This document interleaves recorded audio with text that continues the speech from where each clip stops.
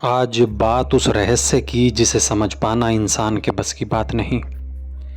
आप चाहें तो इसे भूत प्रेत का नाम दें, चाहें तो आत्मा कहें, चाहे कुछ और कहें, लेकिन जिसको इनका अनुभव होता है वही बता सकता है कि उस पर क्या गुजरी। आज ऐसा ही एक मामला हम आपको सुनाने वाले हैं। नमस्कार दोस्तों, आपका स्वागत है हमारे YouTube चैनल पर, जहां आप सुन रहे हैं हमारे पॉडकास्ट। आपने हमारी क्राइम पॉडकास्ट सीरीज़ यानी सच्ची घटना को तो सुना होगा। उम्मीद है ये आपको पसंद भी आई होगी। अब हम हर रविवार आपके लिए लेकर आएंगे एक नया पॉडकास्ट शो। इसका नाम है सन्नाटा। इस नए शो में बात होगी ऐसी घटनाओं की जो आपको सन्न कर देंगी। अगर आप कमज़ोर दिल के हैं तो इसे अपने रिस्क पर ही सुने, क्योंकि ये घटनाएं आपको डरा सकती हैं।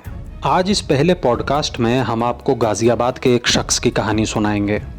उन्होंने हमसे अपना नाम छुपाने को कहा है, तो इसलिए हम इस कहानी में उनका बदला हुआ नाम इस्तेमाल करेंगे।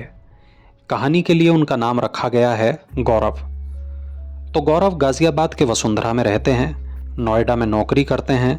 साल 2010 में गौरव इंदिरापुरम की एक मल्टी स्टोरी बिल्डिंग में रहा करते थे। दोपहर 3 बजे से रात 12 बजे तक उनकी शिफ्ट होती थी। रात में 12 बजे ऑफिस की कैब से घर के लिए निकलते थे। कैब ऑफिस के बाकी साथियों को छोड़ते हुए आखिर में उन्हें घर तक छोड़ती थी। तब तक रात के 1 बज चुके होते थे। गौरव 10वीं मंजिल पर रहते थे। वो ऊपर जाने के लिए जब लिफ्ट में चढ़ते थे तो उन्हें लगता था कोई उनके साथ लिफ्ट में है। ये ख्याल उन्हें डरा देता था। लिफ्ट नई नई थी।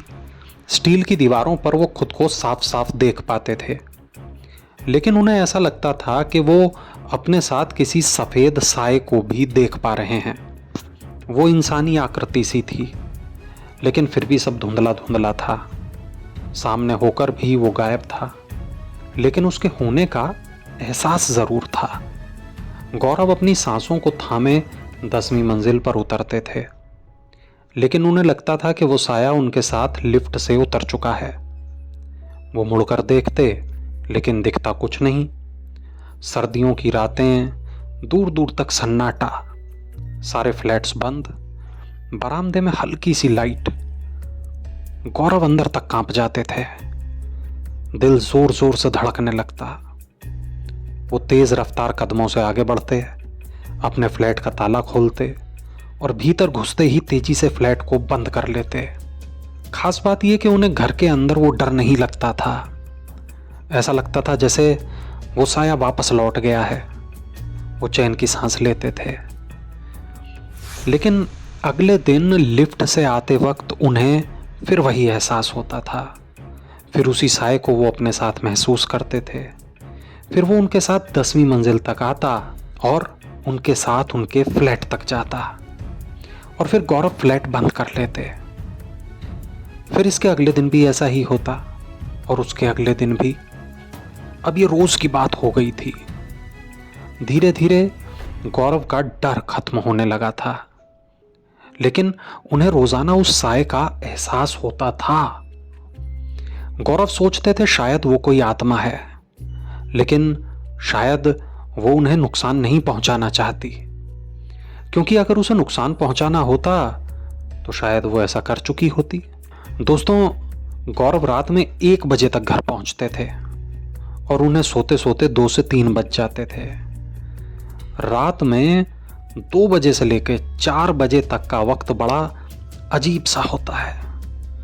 ऐसा माना जाता है कि बुरी शक्तियां इस वक्त ज़्यादा ताकतवर होती हैं। गौरव पढ़े लिखे हैं, ऐसी बातों में ज़्यादा मानते नहीं हैं। उनके दोस्तों ने कहा कि ये तुम्हारा वहम है, और वो खुद भी अब इसे अपना वहम मानने लगे थे। लेकिन एक रात कुछ ऐसा हुआ जिसने गौरव को भीतर तक झकझोर दिया, हिला दिया। उस रात गौरव के ऑफिस में काम थोड़ा ज़्यादा था। घर लौटने में थोड़ा देर हो गई। रात के 2 बज चुके थे। आज फिर वैसा ही हुआ। जब वो कैब से उतरे तो गली में कुत्ते रो रहे थे, लेकिन उन्होंने गौर नहीं किया। बिल्डिंग में उन्हें फिर से वही साया अपने साथ लिफ्ट में महसूस हुआ। वो उनके साथ उनके फ्लैट तक आया। गौरव ने जब दरवाज़ा बंद किया तो उस साए को वापस चले जाना था, लेकिन आज कुछ अजीब सा हुआ। वो फ्लैट के भीतर आ गया था। गौरव को लगा तो सही, लेकिन फिर उन्होंने इसे अपना वहम समझा। कुत्तों के रोने की आवाज़ आज कुछ ज़्यादा ही थी। लाइट भी कुछ हिल रही थी, माने फ्लक्चुएट हो रही थी। गौरव बालकनी में पहुंचे। कोहरा भी बहुत था, ठंड भी बहुत थी। आज उन्हें अपनी एक दीवार पर सीलन दिखाई दी। उन्होंने सोचा कि कल मेंटेनेंस में कंप्लेन करेंगे, और अब वो सोने के लिए लेट गए। लेकिन लाइट बंद होते ही उन्हें अजीब सी ठंड का एहसास हुआ। अब उन्हें लगने लगा कि शायद वो साया भी उनके साथ भीतर आ चुका है। वो बैठने की कोशिश करने लगे।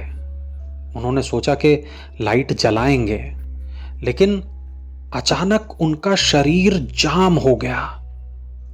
अब गौरव की स्थिति ऐसी थी कि उनकी आंखें तो खुली थीं, वो देख भी रहे थे, सोच और समझ भी रहे थे, लेकिन ना तो हिलडुल पा रहे थे और ना बोल पा रहे थे। अब अचानक उन्हें लगा कि वो साया उनके ऊपर आकर बैठ गया। वो सीने पर अपने भारीपन महसूस कर पा रहे थे। वो चिल्लाने की कोशिश कर रहे थे, लेकिन चिल्ला नहीं पा रहे थे। अब उन्हें लगा कि वो साया उनका गला दबा रहा है। गौरव की कुछ समझ में नहीं आ रहा था। वो कुछ नहीं कर पा रहे थे। मौत सामने दिखने लगी थी। अब धीरे धीरे उनकी आंखें भी मूंदने लगी थीं। वो सारी उम्मीद, सारी कोशिश सब छोड़ चुके थे।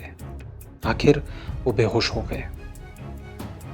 अब सुबह उनकी आंख करीब 11 बजे खुली। रात की घटना से वो अचंभित थे, हैरान थे, परेशान थे। उन्होंने तुरंत अपने गांव फोन किया, पापा को सारी बातें बताईं। पापा ने अपने गुरु से फोन पर गौरव की बात कराई। गुरु ने गौरव को फौरन ही वो फ्लैट खाली करने को कहा। गौरव परेशान थे कि 1 महीने का नोटिस दिए बिना कैसे छोड़ दें, लेकिन आखिरकार उनके पिता ने उन्हें समझाया कि पैसों की चिंता मत करो, तुरंत फ्लैट छोड़ दो, किसी होटल में रह लो, लेकिन अभी वहां से निकलो। गौरव के पास कोई खास सामान नहीं था। उन्होंने कुछ दोस्तों को बुलाया। तुरंत ही एक दोस्त के फ्लैट में शिफ्ट हो गए, जहां 3-4 और लोग भी रहते थे। इसके बाद से आज तक गौरव को कभी ना तो किसी साए का एहसास हुआ और ना कभी ऐसा लगा कि कोई उनका गला दबा रहा है। इस घटना को करीब 13 साल हो गए। अब वो वसुंधरा के एक बिल्डर फ्लैट में रहते हैं, लेकिन जब भी इस बात को याद करते हैं सिहर जाते हैं, कांप जाते हैं। कहते हैं कि उस रात का डर अब भी उन्हें महसूस होता है। दोस्तों, उस खास बिल्डिंग में ही गौरव को ऐसा क्यों लगा? न कभी उससे पहले, न कभी उसके बाद। आपको क्या लगता है, आखिर उस रात गौरव के साथ क्या हुआ था? क्या आपको भी कभी ऐसा कोई एहसास हुआ है?